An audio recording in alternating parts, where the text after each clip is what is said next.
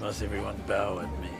Well, it's better than shooting. Welcome to ScreenCrush, I'm Ryan Arey. We're here to talk about the Book of Boba Fett and whether or not the show is bad. A little later I'm going to be joined by two incredible movie critics, Matt Singer and Megan O'Keefe, who will give us their analysis of the show. Now, a lot of us were blown away by the show's cameos, the action scenes, Boba Fett riding a Rancor against battle droids. This is a problem I think a lot of us have when we talk about Star Wars. I am obviously a massive Star Wars fan. I read the comics, novels, I watch every show, episode multiple times, so I love watching any new Star Wars. But on the other hand, I also analyze TV shows and movies for a living, and my writer brain always wants to step on my childlike glee at seeing Boba Fett lead a tribe of Tuskens on a train robbery. There's a great quote from Chuck Klosterman that I think applies here. In his AV Club review for Guns N' Roses Chinese Democracy, he said, "Reviewing Chinese democracy is not like reviewing music. It's more like reviewing a unicorn. Should I primarily be blown away that it exists at all? Am I supposed to compare it to conventional horses, to rhinoceroses? Does its pre-existing mythology impact its actual value? Or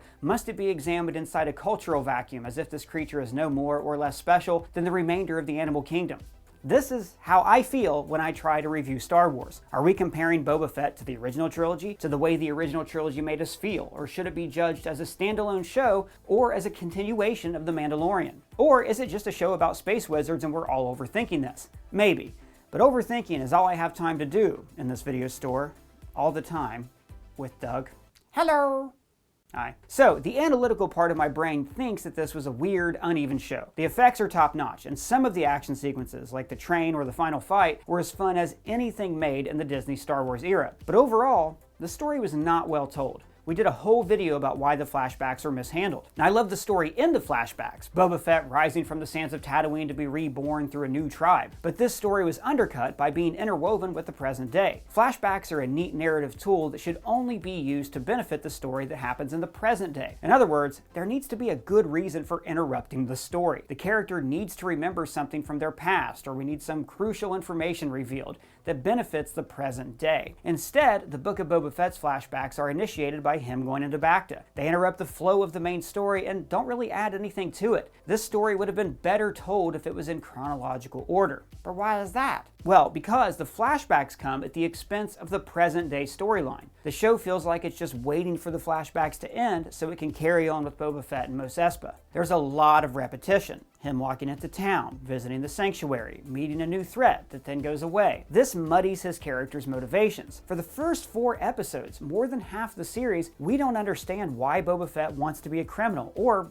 really who he is at this point. We don't know any of his personal stakes, and the absolute most fundamental part of any story is that we have to know what the character wants. In this show, Boba's motivations aren't clear until the final episode. Not to mention the show entirely leaves Boba Fett's story behind for 2 episodes. It's a weird narrative break, but it actually makes sense if you look at it backwards. Like, okay, we want Din and Grogu in the finale, so we have to show what happens to Din and Grogu, because they were already cutting to other flashbacks, so they left Din and Grogu's story alone in 2 standalone episodes. But while I don't think this necessarily worked as a piece of long-form TV storytelling, it did work as a part of Star Wars. This show had everything I could ever want, just told in the wrong order. I mean, the first teaser image of the show, Boba Fett on Jabba's throne, was a fan's dream come true. And the Easter eggs in the show are subtle but fun. We have Max Rebo, we have Cammy and Fixer from A New Hope's deleted scenes, even all the fun droids from the cartoons, prequels, and video games. They're making live-action Star Wars again. This is something that as early as 2012 I didn't think I would ever get to see. And then we got to see Luke's Jedi Temple and him with Ahsoka.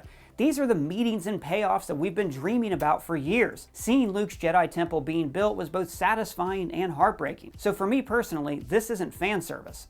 Actually, this is fan service. Chewbacca? Alright, well, you're gonna need a nickname, because I ain't saying that every time. I don't think this is fan service, it's telling a story that we've been wanting to see for years. The thing about Star Wars is, it's always inviting participation from the audience. When we're kids, we play with the toys, we literally act out the adventures for fun. We identify with all the genres Star Wars blends together. We're all part of this story. So there's aspects of this mythology that have for years have only played out in our imaginations. So when, say, Luke meets Ahsoka Tano, it's very cathartic for us. And yeah, there maybe is a toy aspect to this. Watching cyber teens in a Rancor fighting droids and gangsters in the street of Tatooine with the Wookiee from the comics and Cad Bane is there too, and also Grogu's using the Force.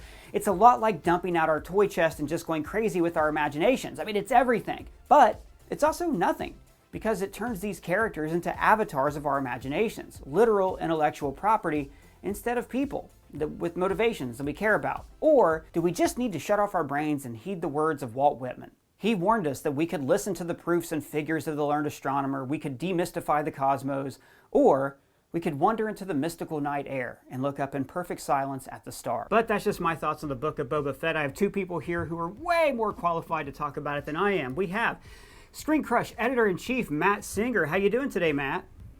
Oh, I'm doing really good. How are you doing, Ryan? Thanks for asking. Nobody ever does. I'm doing great. I appreciate it. And we're lucky to be joined by Decider Deputy Editor Megan O'Keefe. Megan, how you doing? I'm doing great. I'm really excited to hear your thoughts on the show. Matt, can we start with you? What's your overall analysis of Book of Boba Fett? My overall analysis of Book of Boba Fett is I'm just sort of mystified by it. I thought it was a very strange experience. There was a lot of things in it that I really liked, but it was presented in a show that I just didn't understand, like fundamentally, like why it was about Boba Fett ultimately, and what we were supposed to sort of take away from it beyond, you know, understanding how Boba Fett survived Return of the Jedi. You know, it almost seemed like two different shows that had been kind of plastered together. I mean, almost literally by the end, when it becomes The Mandalorian Season 3 or Season 2.5, whatever you want to call it. But it has all this stuff about, you know, explaining, you know, where Boba went after he seemingly died but didn't. And then they kind of combined that with all this stuff in the present that, until almost the end of the show, didn't fully make sense to me. Like, why he was doing what he was doing. His motivations, I thought, were very kind of hard to parse until, I think, episode 4, the end of episode 4, when they sort of ended the flashbacks. And then the second half of the show had a lot of entertaining stuff in it. It was also stuff from a different television show that I liked much better. And so I ultimately felt like I was just left with so many questions. Like, if you're going to do this show, why throw so much Mandalorian stuff in it? And if you want to do all this Mandalorian stuff, why not just save it for Mandalorian Season 3, or just make Mandalorian Season 3? Or if you're going to tell, you know, the backstory or all of that about Boba Fett, why not just make a 4-episode miniseries about that? I hated all of it. There were parts of it that I thought were really fun, most involving the Mandalorian. But I really, you know, Disney Plus always puts up those, like, making of, or whatever they're called, Disney Gallery shows about the making of each season of these things. And I find myself genuinely curious to see this one. I mean, I don't know if they're going to tell the story of what actually happened here, but I would love to know, like, how this show came about, how it was structured, why it was structured this way. I'm just very kind of confused by this end product that we got that was genuinely I thought very, very strange. Not entirely unsatisfying, but just very bizarre why you would make something this way, this structure, and with all these digressions. Just odd. I don't get it. Can you, Megan, I'm curious, what are your thoughts on the Boba Fett series? You've been a lot of fun to follow on Twitter all the way through this. Oh, wow. What are my thoughts on the Book of Boba Fett? Well, they're very similar to Matt's in that I found it mostly confusing. I was baffled by it all the way through. I did like our foray into the Mandalorian season 2.5. That was splendid. But it also kind of showed in stark relief, like, what was not working in the Book of Boba Fett, at least for me. I think for me, the Mandalorian, one of the joys of watching it is seeing this literally expanded universe, no pun intended, of Star Wars just unfurl. You know, Din Djarin and all his adventures. He travels to different planets. We meet new creatures. We see different classes. We meet people, you know, working on the edge of society. But through it all, anchoring the Mandalorian is this very, like, centered, focused relationship between the Mandalorian and Baby Yoda, or Din Djarin and Grogu, if you're being, specific about it. Unfortunately, Book of Boba Fett is kind of the opposite for me. We kind of just we go back to what we already knew from the original trilogy. Go back to Tatooine, back to Jabba's palace, and sure, we fill up the nooks and crannies of Tatooine. We learn more about like the mods. We learn more about like the palace, but it's kind of going back to the same well. So nothing is being expanded. And what's worse is there's not the same emotional heart beating at the center of the action. Boba and his, everything he did was very confounding to me. I literally clapped and laughed and applauded when Cad Bane in the finale was like, "One question, what's your angle?" Because that's how I felt watching the entire series. And just like I was waiting for his angle. And what's worse, I mean, I know he sort of explains himself by episode 4. By episode 4, he explains why he wants to be the Daimo. But in the very last scene, he's like, "You know what? I don't like being the Daimo. I kind of suck at this." And like, you literally have a character being like, "Well, it's not you, who?" And to me, yeah, it was just, it didn't work as a whole TV show. Not just the structure issues, because those are a lot, and I'm sure we'll get into the structure, but in terms of both the lack of scope and just the lack of real humanity for me. Well, it sounds like we're on the same page about those first 4 episodes, Mandalorian 2.5, and then the climax was, the big climax, and it was fun. Matt, I'm curious, you talked about those disjointed first 4 episodes and how, we were in the flashbacks in this, and it didn't seem like the flashbacks had a place. Is there any aspect of those first 4 episodes that you did enjoy, that you latched onto? Do you think there was a lost opportunity to tell a story there? Other videos about if they had just told the story from beginning to end, starting with him, in the Sarlaac pit and then following him bit by bit, that maybe that would have been better. Maybe that would have been a better way to tell the story. I just felt like the two halves really weren't speaking to each other until we got to the end of it, when he sort of laid out, okay, well, the reason that I now want to be in charge is because I'm sick of taking orders from cruel, horrible, dumb people, and I want to be in charge for a change. Okay, well, that actually makes sense to me. But I'm not sure that we really gained anything by not knowing that until episode 4, because for episodes 1, 2, 3, and most of 4, I'm sitting there going like, I don't understand how we went from the Boba Fett of, Empire Strikes Back and Return of the Jedi to this Boba Fett who is like, he seems like he really wants to be liked. He really wants everybody to like him, like, yeah. The Boba Fett of, like the classical Boba Fett of the old movies, like Empire Strikes Back, and this guy who he really seems to want to be liked by everybody. Like, I'm not too, I'm not going to pretend to be an expert on Tatooinean politics and the underworld, but he's still supposed to be like a crime boss, right? He's not an elected official, and yet he seems really focused on like what people think of him and being nice and negotiating. And I guess there is a place for all of that, but he seems very fixated on it for a guy who's been like a bounty hunter, killer, mercenary, assassin for his entire life up until now. Even Boba Fett's change, I suppose. But it would be better if I understood why. Like, that was the question that I just kept asking over and over throughout the show, even at the times that I liked things, was why. Why is Boba Fett acting like this? Why are we constantly flashing back if the flashbacks aren't necessarily directly influencing what we're seeing? Why did we stop following Boba Fett for 2 episodes to follow the Mandalorian? Like, why? Like, the what often I found pretty satisfying. What is happening on screen moment to moment? It looks amazing. There's cool characters. There's cool effects. There's cool costumes. It's Star Wars. You're not necessarily bored. But the why of these things happening, I just perpetually found absolutely flummoxing. Like, why is this happening? Why are we watching this? Why is the Mandalorian suddenly in charge of the show? And I don't think there was ever a satisfactory why. Megan was talking about at the end him saying like, I don't think I'm really cut out for this being in charge stuff. We are not suited for this.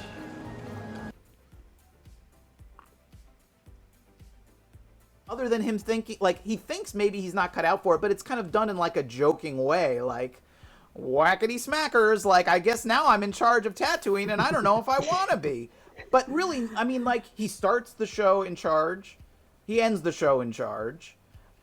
His relationships to these other people haven't really changed. He's got a couple of new, like, sidekicks and partners and stuff. But, like, fundamentally, the biggest changes in the show were all the Mandalorian characters. It was Din going to visit the other Mandalorian sect and getting kicked out, and it was Grogu making this big decision. Like, those were the characters that actually changed and grew and evolved. I mean, Boba Fett, like, you could say he changed, but it was all the stuff in the flashbacks. He's that guy when the show starts. He doesn't explain why he's that way until episode 4, but he doesn't, like, actually evolve or grow in any meaningful way in the present at all. You know what I'm saying? I think it's a great point. That's a terrific observation that Boba Fett does stay static all the way through this.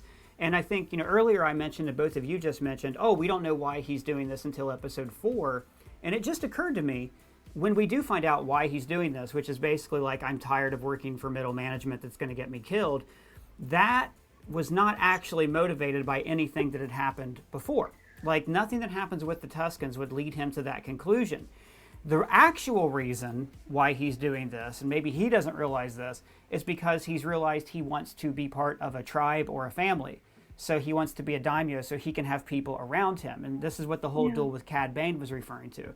Do you want to end up a gunslinger who dies alone with his boots on? Or do you want to be surrounded by a Wookiee and a Mod and the most badass assassin in the galaxy now that Cad Bane is dead?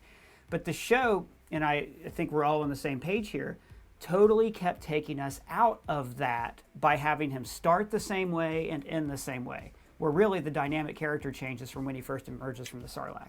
Megan, what do you think? What are we talking about when we talk about static changes or static characters? I mean, I agree completely, and I think, like I said, there's something interesting about Tatooine and like what isn't explored there. I mean, I know I don't want to go back to Tatooine again and again, but there were some kind of glimmers of newness with some of the side characters, whether it be can't remember her name, but Jennifer Beals, R.I.P. We never really got a scene with her to understand what her deal was. I wanted more from the mods. I felt like Boba Fett might have been the least interesting character in his whole show. And as a leader, his strength came from who he surrounded himself with. He talked about the family and he wants a community. His community is kind of cool, and they had some growth. There was that moment during the shootout in the last episode where Drash and the girl from Freetown sort of they snipe at each other and then they learn to respect each other as they're all part of the great ecosystem of Tatooine, I suppose. But we don't really, Boba Fett, again, like, he doesn't really go through a great character transformation to the point where I think it hurt him overall as a Star Wars character. Because when he was still an enigma, we could sort of put whatever we assumed about him onto him behind the mask. But now that we've lifted the mask and we've seen him in the back of the tank and we've seen what drives him, and it's something that's very confusing and muddled, he himself is confusing and muddled. It's a great point. And also to your point of, bringing in the mods and all these other things that are these cool looking characters, I don't remember, you just said the names of one of them. I think it was I Drash, one of them. Did you learn that from the series? I learned that from a casting call at a spoiler site. Literally, and someone was like, "Why did Sophie Thatcher have a British accent?" I'm like, "Because on the casting call, asked for a brunette British actress, and that's why." Yeah, and you hit on another problem with the show, which is, going back to what I said earlier, it's action figures. It's something we can play with and project ourselves onto, but it's Cyberpunk 1 and Cybermod 1 and Cybermod 2 and Cybermod 3 in the screenplay. You can almost see them not having names, except at Star Wars everybody has to have a name. There's Cool Girl, there's Spin Boy, there's... You can sell the action figure. But see, that spin. So there's a moment in the fight when Mod number 2 breaks away from Krrstan and does this spin. And it's ridiculous, and it doesn't make any sense. And I love it. I love every second of it. And that's what I kept going back to earlier is I don't have a problem with a lot of this show on a certain level, on a Star Wars fan level. If you can go back, and we've done this for decades, we have nitpicked that original trilogy and had fun doing it. Stormtroopers can't hit the broadside of a barn, yet Obi-Wan says, Only Imperial stormtroopers are so precise. There's all these things that are imperfect, and Star Wars is filled with these imperfections. So I guess What this has me wondering is, okay, maybe this doesn't work as a 7-episode coherent series with a narrative arc and a dynamic character, but does it work as Star Wars? Is it a good Star Wars? I mean, maybe. I mean, but when Megan's sitting here and describing, you know, like some of these side characters that were kind of fun or interesting, it's like, but we can't even name most of them, or we only know their names because they were listed on a call sheet online or something. I mean, again, we're talking about a show that took 2 episodes out of its 7 and gave it over to a different show and a different cast of characters. Like, what if those 2 episodes had been used to explore some of these other characters, like the mods, or, you know, some of the, you know, weirdos in that cantina. You know what I mean? Like, the idea that Boba Fett really wants to be liked or wants to be seen as this, like, political leader, a negotiator, somebody who uses his brain instead of violence, like, that's all well and good, but, like, what is he doing it for, and who is he doing it for? You know what I mean? Like, if we don't care about the people in that town, like, what's the difference if they all get killed or not? You know what I mean? Like, the relationships between these people never really develop. Like, if you think of, like, a show, like, you know, at times it seemed like the show wanted to be almost like The Sopranos or something, like, and this underworld leader who's got to juggle these different factions, you know, and has this very conflicted family life and all that sort of thing. But it never really dug into any of those side characters. Like, you think of The Sopranos, you don't go, oh, it was that one guy and that other guy. You say it was Big Pussy, it was Paulie, it was Christopher. You know all those characters so well, and you know what they want, and you know why they're important and how they relate to Tony. Like, it's this incredible, rich ensemble. And here it's like, yes, there are some really cool ideas. And again, like, the costume design and the effects and all that are really neat, and they're fun to look at. But, like, do we really know any of these people when the show is over? No. And you could say, if it was a 4-episode show, you could say, well, they just didn't have time to get into that. But this was a 7-episode show where 2 of the episodes were mostly about the Mandalorian and Baby Yoda and Luke Skywalker and Ahsoka. And yeah, those characters are all great, but did they really ultimately matter to this story if we're telling a story? No, they didn't. And so when you say, like, was this good Star Wars? Like, I think that's another way of looking at it. It's like, they were kind of playing around in the larger Star Wars universe, and some of that, as playing around in the larger Star Wars universe, could be satisfying if you really, you know, if you love Luke Skywalker, if you're curious about the Jedi Temple, if you want to know what's going on with Ahsoka, sure, that stuff is great. But if you came to see the Book of Boba Fett and follow Boba Fett and find out what's going on with Boba Fett, like, it completely, like, it just abandoned that. And you know, when I'm sitting here and watching it and really struggling with those first couple of episodes, going like, why is he acting like this? What's going on? At a certain point, when the show goes over here and it makes a sharp right turn into Mandalorian land, you almost feel like the show is going, we don't understand him either. Let's just stick to these characters who we do understand, who are really complex, who are interesting. Like, and guess what? When those episodes came up, they had all those things that the rest of the show is missing. Like, suddenly it's got the Mandalorian. He has these incredible personal conflicts and dilemmas and choices. And I understand him, and I'm curious about what's going to happen to him, and I care about him. And Grogu, the same thing. Like, it's amazing how much you can care about this little creature who doesn't speak. And, you know, it just shows you, like, what is missing from the rest of the show. And in a way, the better that part of the show got, it felt to me like it was exposing all the weaknesses in the rest of the show. So it was almost like a damned if you do, damned if you don't kind of a thing, where I got more engaged and more frustrated at the same time, which was another weird part of this show that I can't think of experiencing in another television show before. If I'm going to do, like, narrative gymnastics here, on behalf of the creative team, and I think this might, I like you, I want to see that Book of Boba Fett Disney gallery, because I'm dying to hear them say, well, we wanted to experiment with structure, find out the logic behind this. If I'm going to do some narrative gymnastics to justify it, if the point of the show isn't that Boba Fett's tired of working for the middle management and he's getting killed, if the point is that he is learning the value of being part of a tribe, then you could say that 2-episode arc with Grogu and Din Djarin is them learning the same thing, that they're part of their own Mandalorian clan, the clan of the Mudhorn, and that their journey symbolizes Boba Fett's journey. The problem is we never got that as Boba Fett's journey because the story was told through flashbacks. I know I sound like a broken record for me, but I keep going back to give me 10 minutes in an editing room, I can vastly improve this whole show that they spent months and months and months and millions of dollars making look great. It's very frustrating that for me that they got that wrong, in my opinion. Megan, what do you think? Does this work as Star Wars? That is a loaded question for me personally, because I think one thing I kind of like about Star Wars as a lifelong nerd is the vast scope of quality within the universe. I enjoy that we have both, The Last Jedi and Holiday Special. I like having a whole, buffet of good and bad options. And so, basic definition, it's Star Wars, baby. It's got its weird, quirky things. It's got some wooden dialogue like the prequels. It's got, some thrilling stuff that is literally The Mandalorian. It's got a mix of everything, therefore, ergo, it's Star Wars. But like Matt, it was really frustrating to watch as a fan. It felt like so much of the progress that had been made with The Mandalorian successes and storytelling had been completely forgotten or thrown away until, mid-season when they're like, what's actually good? That other show. Let's do that show.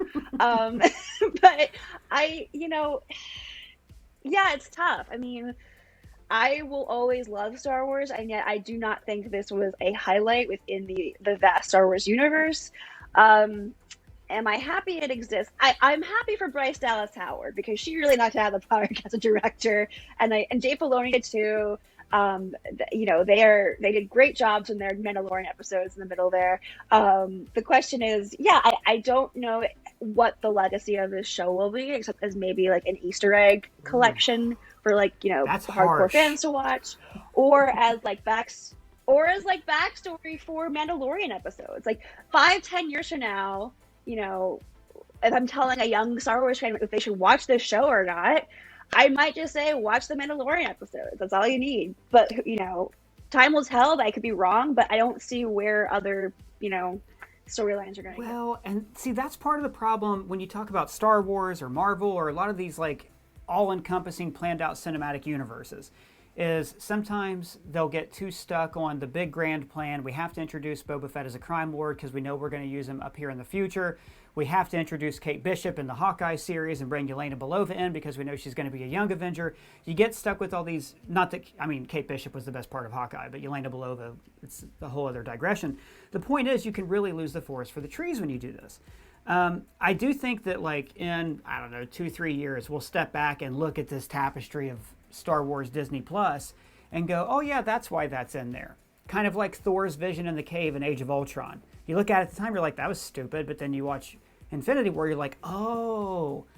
But if it doesn't work in the thing you're watching right now, it shouldn't be in the movie or the TV show. Right.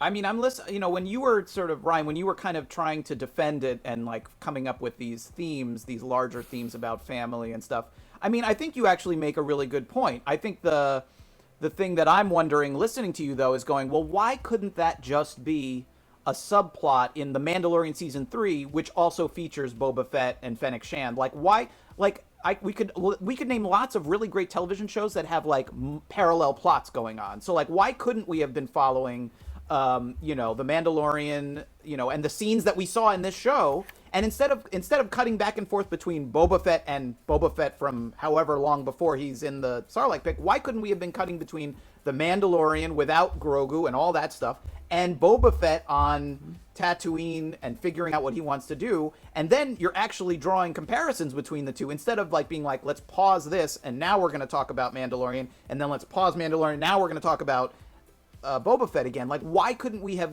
gone back and forth? I feel like if what it was supposed to be was about families and adopted families and people searching for a place in this ridiculous Star Wars galaxy, I think that would have actually been a lot more effective, and it would have really been hit home more if we were actively contrasting these two people who have these very different goals or very different life situations at that particular moment. Maybe instead of cutting between Boba Fett and Boba Fett, you cut between Mandalorian and Boba Fett in the present, and we'll do Boba Fett in the pit another, we don't need to do it another time. Or do it as a comic book, or do it as a novel, or whatever. Like, did it really add... Right. Did it really add that much? Did I need to see him flying his spaceship into the Sarlaac pit? I still don't understand why he did that. Why would you do that? I forgot about that. Why would you fly the ship happening. into the... Why would you do that? I felt bad for the Sarlaac because I was like, you know what? I know it's a monster, but it has no choice. And the rest of the show was trying to show us a different side of Boba Fett or the Rancor and these characters, the Gamorreans. Like, hey, maybe there's more nuance. And also, but the Rancor, which is a natural feature of the Tatooine desert, that just has to be blown up. Like. Yep. One of the wonders of the world that's probably existed since Tatooine wasn't the desert, when it was still a lush tropical paradise before it was wrecked.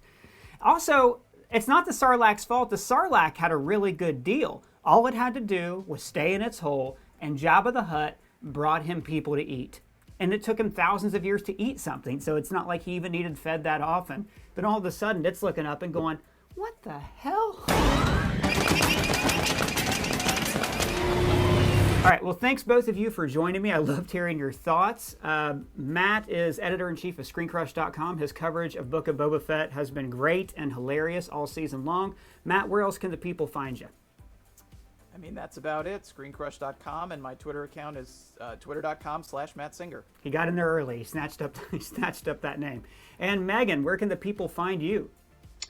Similarly, I'm basically only at Desire.com, and my Twitter is at MegsOK, spelled MEGSOKAY. And Megan's Twitter has also been just a boon to any Star Wars fan during the Book of Boba Fett. So if you're into things we cover on Screen Crush, you'll be into following both of these fine people on Twitter. But we want to hear from you. If you have any thoughts, let us know in the comments below or at me on Twitter. And if it's your first time here, please subscribe and smash that bell. For Screen Crush, I'm Ryan Arey.